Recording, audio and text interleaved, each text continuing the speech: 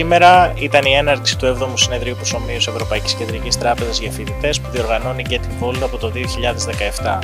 Μια μοναδική εμπειρία που εστιάζει στη βιωματική μάθηση, την εκπαίδευση των φοιτητών και το χτίσιμο competence, την απόκτηση δεξιοτήτων πάνω σε θέματα της νομισματικής πολιτικής, αλληλεπίδραση με τη δημοσιονομική, στις προκλήσεις του ESG, στο ψηφιακό ευρώ, ένα περιβάλλον perma crisis και πληθωρισμού και πώς διαμορφώνουμε τις πολιτικές μας για αυτά τα ζητήματα.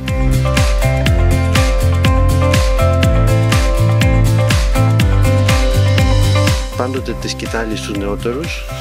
Είναι σημαντικό ότι υπάρχουν νέοι στον τόπο μας, οι οποίοι κοιτάζουν μπροστά, οι οποίοι κοιτάνε προς το μέλλον, προς τους ανοιχτούς ορίζοντες και προετοιμάζουν αυτό το μέλλον για τους ίδιους και τους συνομιλίκους τους. Το Get Involved το παρακολουθώ από το ξεκίνημά του και πραγματικά αισθάνομαι περήφανος για τη δουλειά σας και το γεγονός ότι έχετε επιμονή, γιατί πολλές καινοτόμες προσπάθειες ξεκινάνε και μένουν στη μέση.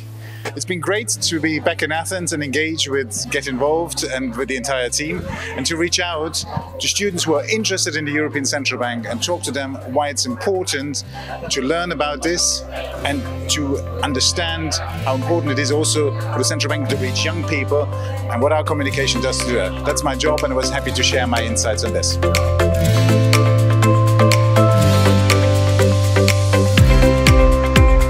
Διακεκριμένοι ομιλητές με πάρα πολύ στήριξη από την ακαδημαϊκή ομάδα της Get Involved προς τους φοιτητές και μια διαδικασία βιωματικής μάθησης στην οποία εκπαιδεύονται και θα συζητήσουν και θα καταλήξουν σε πορίσματα τις ερχόμενες ημέρες. Γι' αυτό βρέθηκα εδώ, για να πω μπράβο για την προσπάθεια αυτή. Η πολιτική και η οικονομική ζωή απαιτούν συμμετοχή και τα παιδιά αυτά συμμετέχουν και πρωταγωνιστούν.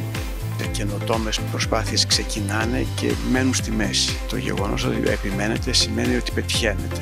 Υπάρχει ανταπόκριση, ότι τα παιδιά στην Ελλάδα θέλουν να μάθουν κάτι καινούριο, ότι έχουν καταλάβει ότι δεν αρκεί μόνο το πανεπιστήμιο, αλλά πρέπει να είναι συνεχώς να μαθαίνουν τα καινούργια πράγματα, να μπαίνουν ενεργά στη ζωή. Και αυτό με κάνει να αισθάνομαι, τουλάχιστον ως πρώην καθηγητής, πολύ ευχαριστημένος και επαναπαυμένος ότι θα φτιάξετε εσείς νέα γενιά την Ελλάδα που ονειρευόμαστε.